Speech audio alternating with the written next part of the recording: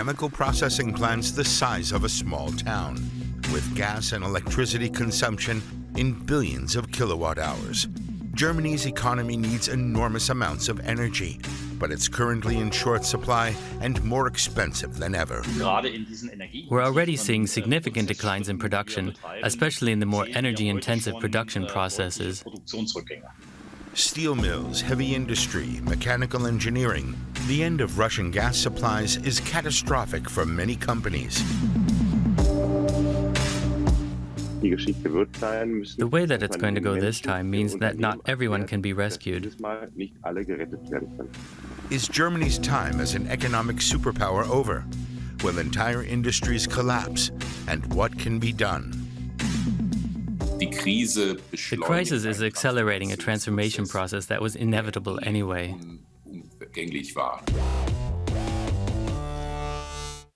The rapid rise in gas and electricity prices has hit the chemical industry particularly hard. It is one of the most energy-intensive sectors. With a share of 29%, it is the largest consumer of energy, followed by metal production at 22% and coking and oil refining with around 10%, alongside glass, paper, and food production. The supply contracts for many companies are due to expire at the end of the year. The new conditions come as a shock.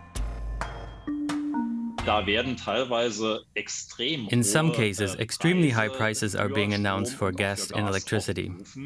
These costs can simply be passed on for products ranging from detergents to pharmaceutical products to adhesives and other items that are ultimately made from chemical precursors.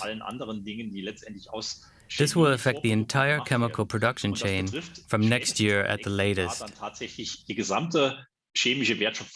At chemical company BASF, half of the natural gas it needs used to come from Russia.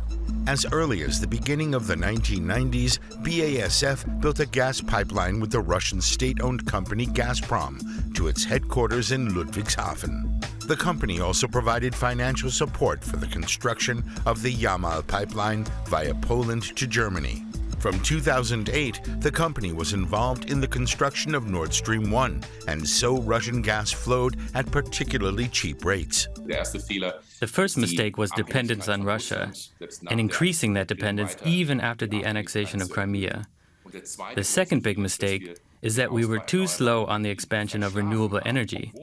The technologies have been available for 10 years and are efficient and inexpensive, but we put the brakes on, and now it's taking its toll. So it's also our fault that the crisis is now so deep that Germany's entire economic structure is in danger. Gas is also used to generate electricity in Germany. It costs almost 32 cents per kilowatt hour in Germany, while the international average is just 12.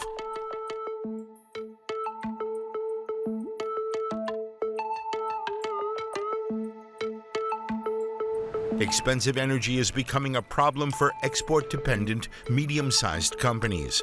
With their help, Germany has weathered every crisis and done well in the globalized market economy. But without cheap energy, products become too expensive on the world market. So what's the way out? The energy transition and the green transformation are definitely the greatest opportunity to turn this crisis into something positive.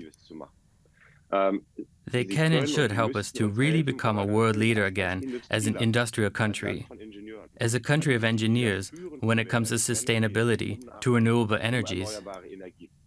German companies must reposition themselves, invest in new technologies and energy efficiency, and promote research and development. Energy networks and infrastructure must also be expanded by the state.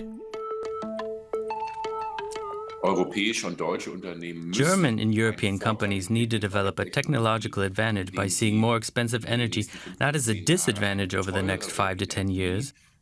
Instead, they should become so technologically advanced that they can more than make up for that by being ahead of the curve on higher energy costs.